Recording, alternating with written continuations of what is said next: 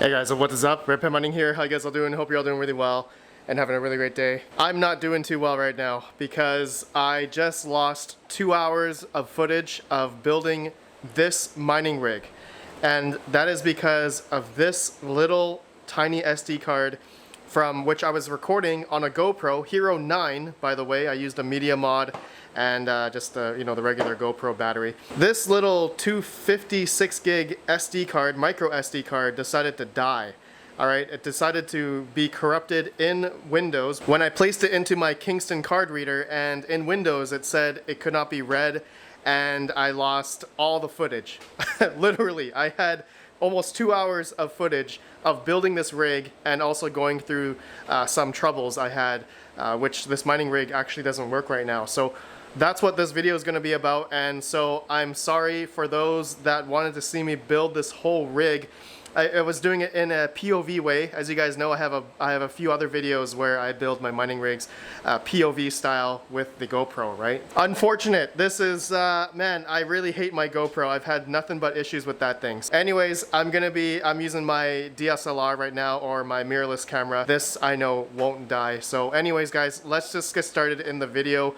I'm just going to go through real quick here the cliff notes of what parts I used on this rig, and I'm going to tell you guys the major issues. Well, not really major issues, but I'm going to go through some things where we will need to try in order to get this mining rig to work, because we're using server power supplies, we're using the ZSX breakout board from Parallel Miner, the amazing, infamous breakout board. As you guys know, this thing is pretty awesome. So I'm using that along with two 1500 watt power supplies, and I'm using a Nerd Gears breakout board here. And as well, I'm using a H110 BTC Plus Pro motherboard, ASRock motherboard. Thank you to Chump Change, by the way, for sending me this H110 Pro BTC Plus. Link to his YouTube channel down below, guys. Go subscribe to him, amazing guy. And then coupled with that, I have my 5 Asus Strix 30 series GPUs, all right? So I have a RTX 3090, and then I have an RTX 3080,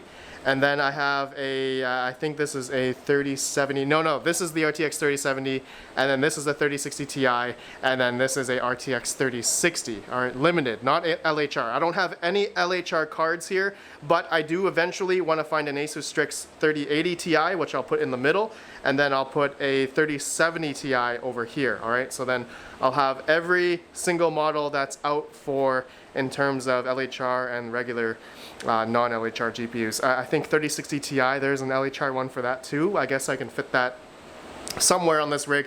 Anyways, like the biggest reason why I made this rig, like with all different models of cards, but all Asus Strix brands, is because I just want to have a rig where I can test out all the different algorithms and see relatively what the power consumption is in Hive OS. And yeah, this rig is all in Hive OS with a 240 gig SSD. And of course, I'm using the GPUrisers.com latest revision, guys. Go check them out, link down below. All right, guys, so after I built the whole rig, I had a few issues trying to get it on. You know what, let me just turn it on. I can show you exactly what I mean here, all right? So, okay, so I have the power cables plugged in into my PDU outside. I have two very long C13 to C14 cables.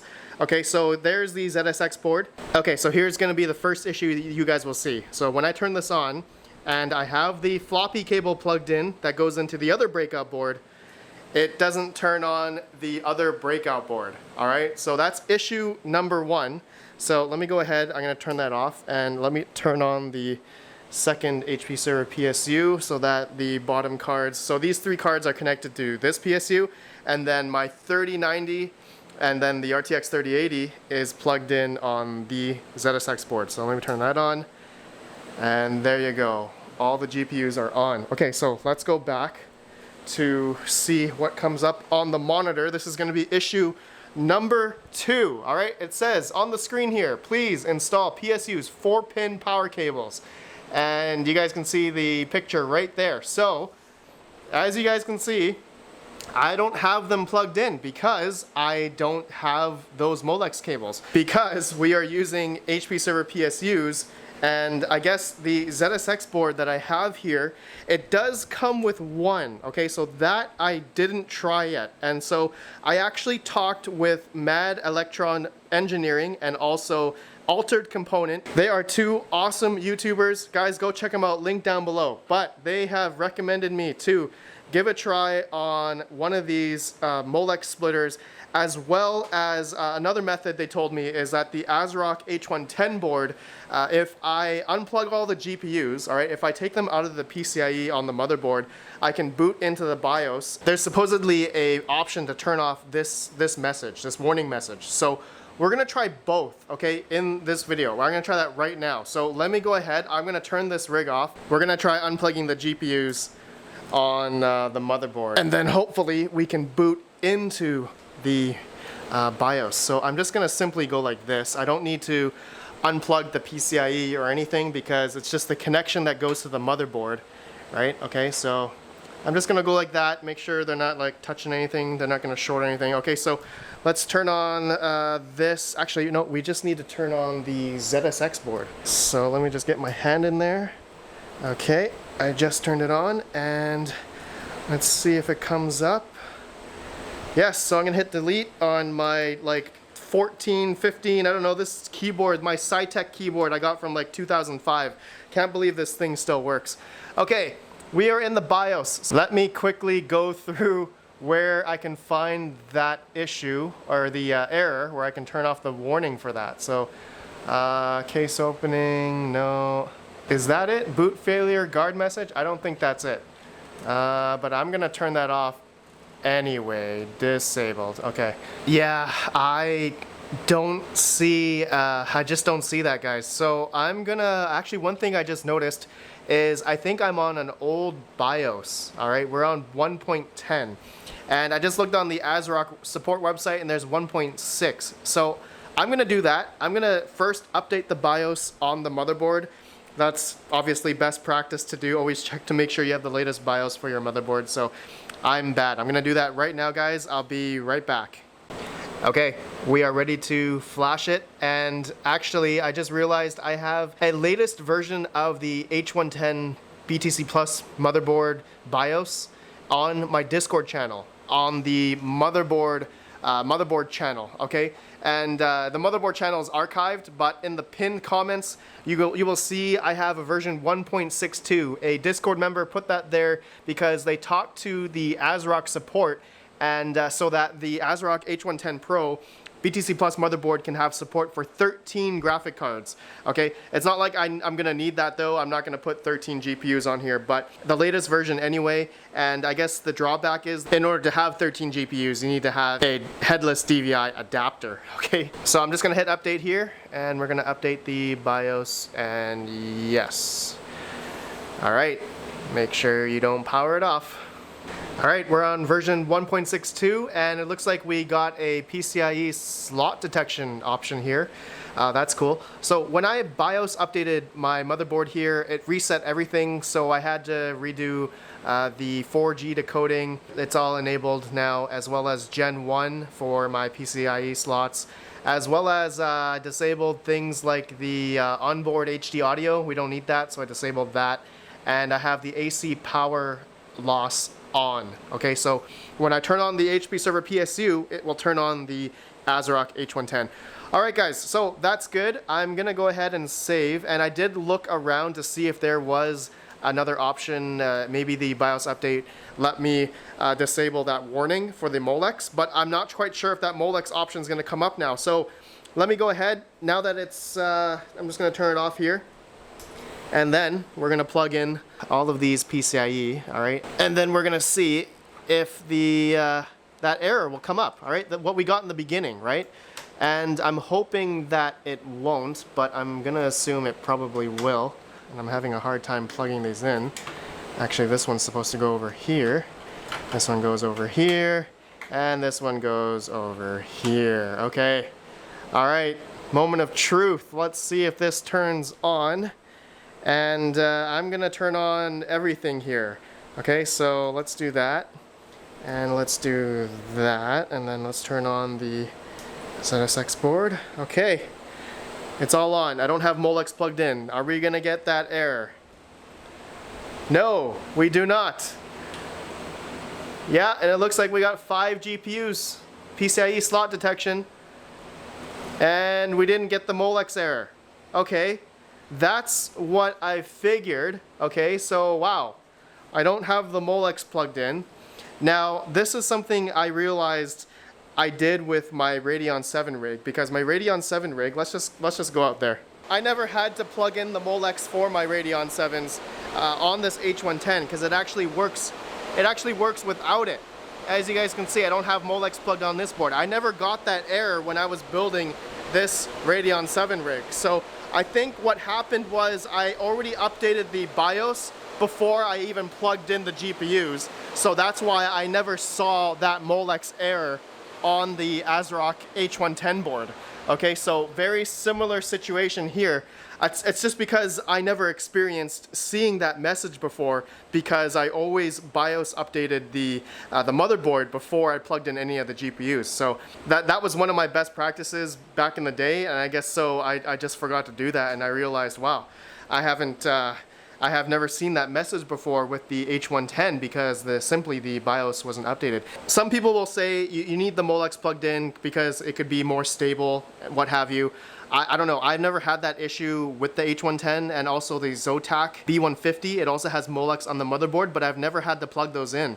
My rigs were always stable because the risers are already powered by PCIe already. Okay, so that's why I never had to put the Molex on the motherboards. So, okay, well, there we go. I wonder, yeah, we should be totally fine now, and I don't need to plug in the Molex. Man, I bought these, I bought this cable for nothing. Well, actually, I could probably still plug it in. I actually do have, from RedPandaMining, the PCIe to Molex, all right? And then I can simply plug this adapter in to power the Molex. So I'm probably gonna plug that in the future. I mean, I guess we'll see, you know, as my rig here, it's gonna connect to HiveOS. So let me just see, because that video I recorded on my GoPro, it showed that it didn't show anything in HiveOS. So let me just log in, give me a sec.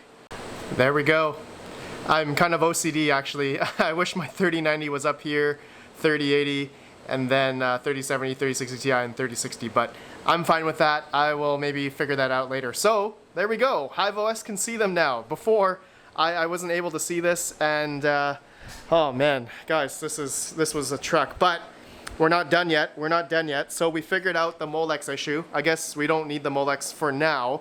I may plug it in later, or wait for my 6-pin to Molex adapter, so I don't have to use this one here. That's being supplied to the SATA, the SSD as well for power. You guys can see here this Molex to SATA and Molex here, which I'm not using. Anyways, that's for another time.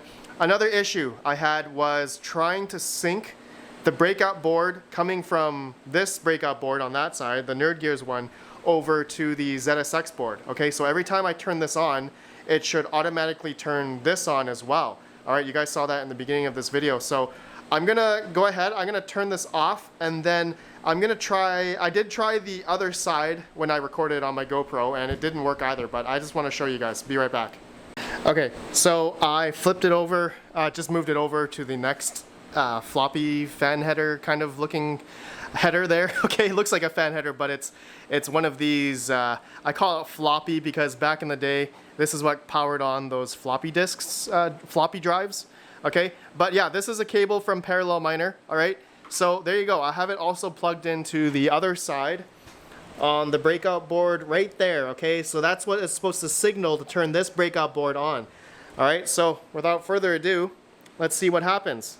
This whole rig should turn on. 3, 2, 1. Nope. See? Only the ZSX board turned on, but not this. So what's going on? That's really weird, right? That's really weird. I wonder if it's the breakout board, or there's only 2 of these on the ZSX board, so I'm not quite sure why that's not turning on the other one. So what I had an idea of trying is, we're gonna see if it's because, I don't know, maybe it's broken, I'm not sure. So I'm gonna switch out the breakout board.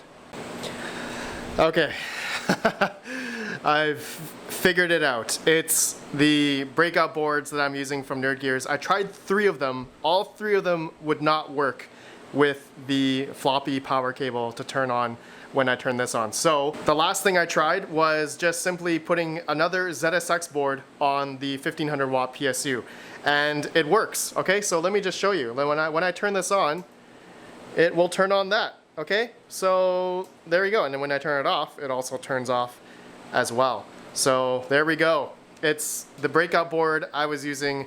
I guess these ones don't seem to work with the ZSX board to turn on like the other ZSX board. So I don't want to have two ZSX boards on this mining rig because I think it would be kind of a waste. So I'm gonna order the smaller non-ZSX boards from Parallel Miner and see if that should help with turning it on the whole rig at the same time. Okay, let me know your guys' thoughts on that. The whole HP server breakout boards stuff, I don't really have too much experience in. I've always just used, you know, the ATX power supplies and whatnot. But anyways, guys, I think that's it. This video is probably long enough, and I think we figured out how to get this rig going. Looks like I can see it in HiveOS. Next video, you guys will see me testing out a bunch of different algorithms on this mining rig. We'll see what it can do, and hopefully we'll see how much power it takes as well. Okay guys, thanks for watching. Let me know your thoughts. I will see you guys in the next video. Have a good one, and peace out. Oh, wait for the 3070 Ti mining rig. I'm gonna build that soon. I'm not sure if I'm gonna use the GoPro. I'm gonna figure out why my SD card decided to corrupt. Maybe it's just a bad SD card, but I wanna do a POV of the 3070 Ti rig. All right guys, stay tuned for that. Okay, I'll see you guys in the next video. Have a good one, and peace out.